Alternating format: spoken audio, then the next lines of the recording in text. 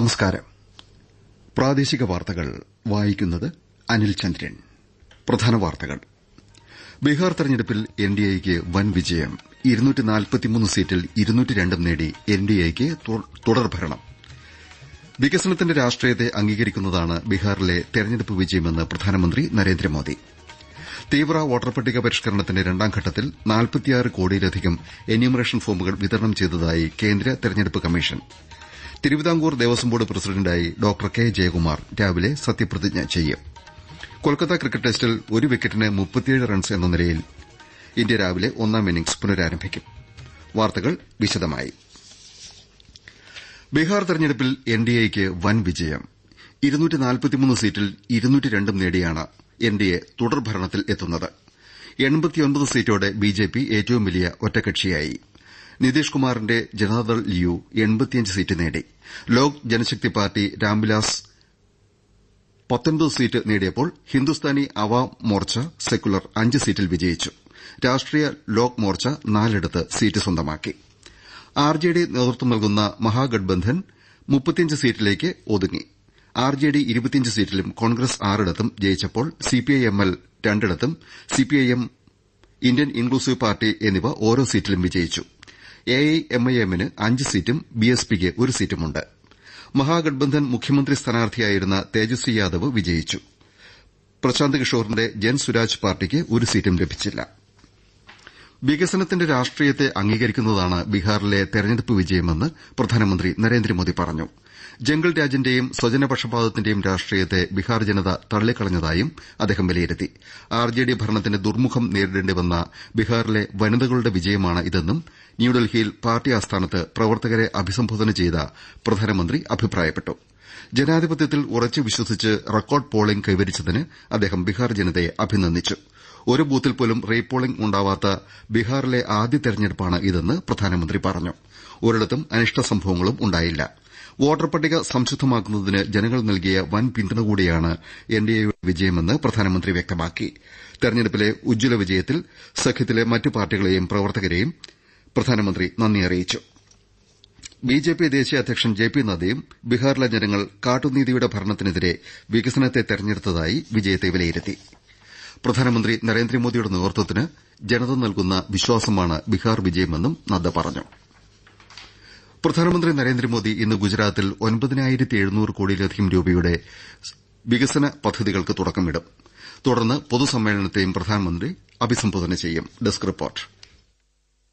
മുംബൈ അഹമ്മദാബാദ് അതിവേഗ റെയിൽ ഇടനാഴിയുടെ പുരോഗതി അവലോകനം ചെയ്യുന്നതിന് നരേന്ദ്രമോദി സൂററ്റിലെ നിർമ്മാണത്തിലിരിക്കുന്ന ബുള്ളറ്റ് ട്രെയിൻ സ്റ്റേഷൻ സന്ദർശിക്കും. ദേദിയാപാടയിൽ ഭഗവാൻ ബിർസ മുണ്ടയുടെ 150ാം ജന്മവാർഷിക ആഘോഷത്തോടനുബന്ധിച്ച് സംഘടിപ്പിക്കുന്ന പരിപാടിയിലും മോദി പങ്കുചേരും. പ്രധാൻമന്ത്രി ജൻജാതി ആദിവാസി ന്യായ മഹാ അഭിയാനിൽ നിർമ്മിച്ച 1 ലക്ഷം വീടുകളുടെ ഗൃഹപ്രവേശന ചടങ്ങിലും നരേന്ദ്രമോദി പങ്കെടുക്കും.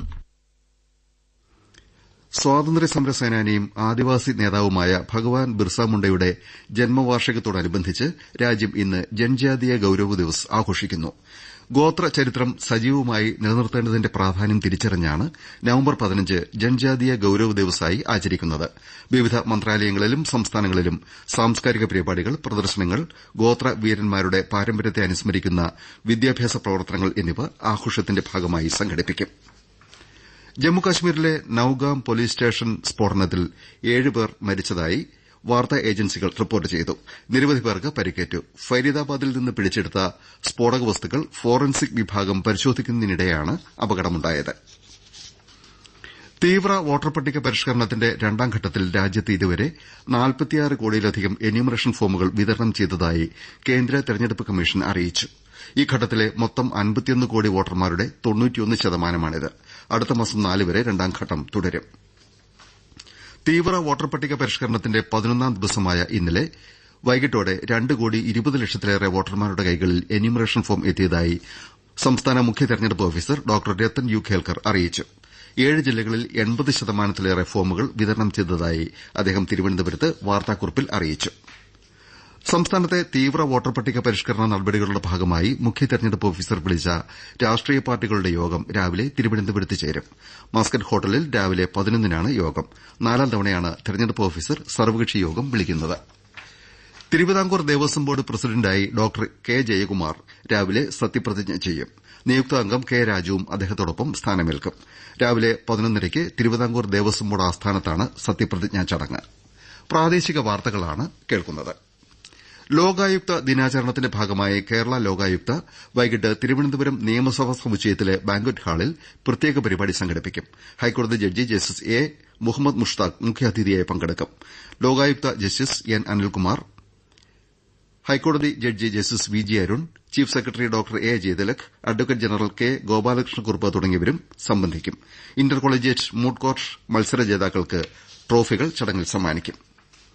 മൂന്നാമത് നോർത്ത് മലബാർ ട്രാവൽ ബസാർ ഇന്നും നാളെയും കണ്ണൂർ രാജ്യാന്തര വിമാനത്താവളത്തിൽ നടത്തും.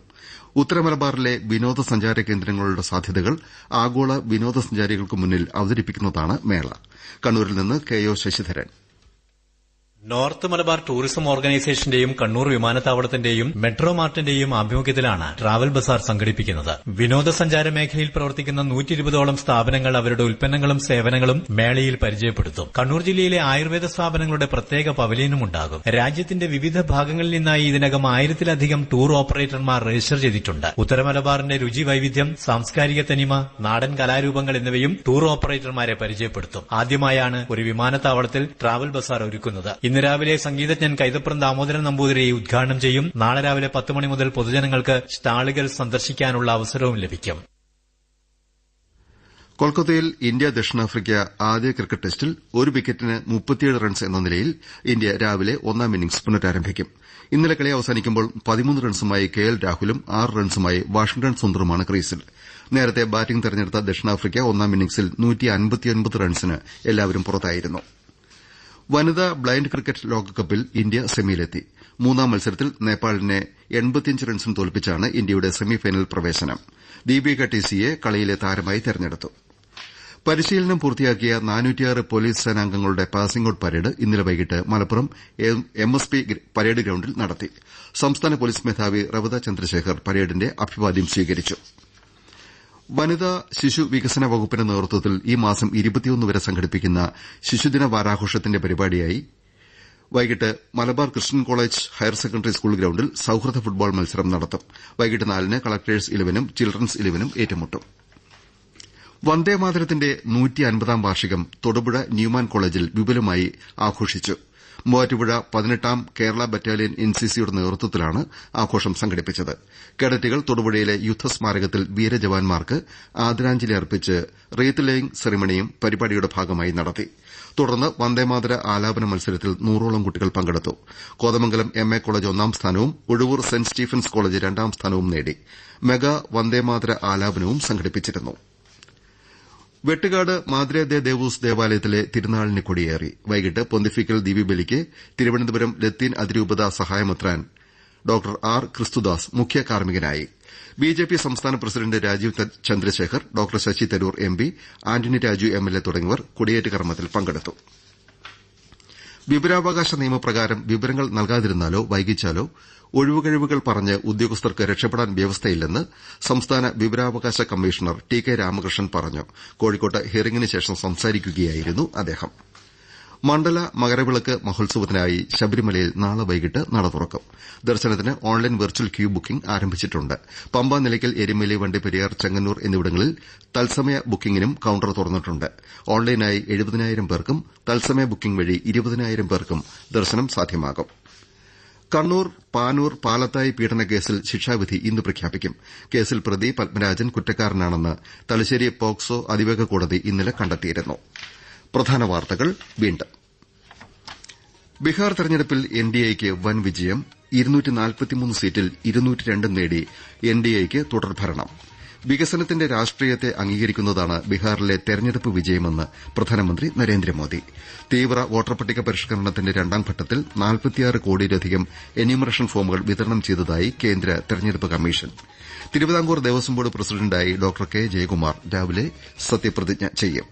കൊൽക്കത്ത ക്രിക്കറ്റ് ടെസ്റ്റിൽ ഒരു വിക്കറ്റിന് 37 റൺസ് എന്ന നിലയിൽ ഇന്ത്യ രാവിലെ ഒന്നാം ഇന്നിംഗ്സ് പുനരാരംഭിക്കും.